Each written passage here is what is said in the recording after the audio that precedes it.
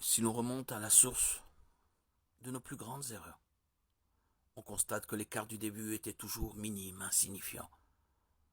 On a dévié d'un cheveu, puis de cheveu en cheveu, on s'est retrouvé à 1000 lieues du point de départ.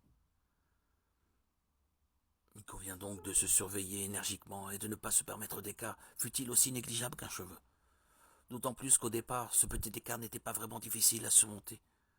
Mais quand on sait où il peut nous entraîner, quand on y réfléchit, cela nous donne de bonnes raisons de ne pas nous le permettre.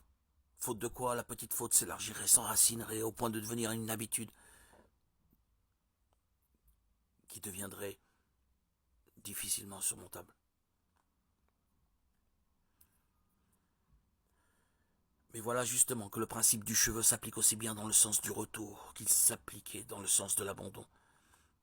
Car s'il est vrai qu'un faible écart peut nous amener très loin, il est encore plus vrai qu'un faible essor, un tout petit effort pour réagir contre une habitude peut nous amener à corriger complètement cette habitude et à s'en guérir.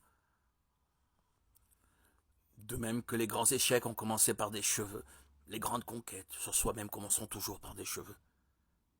Merveilleux encouragement.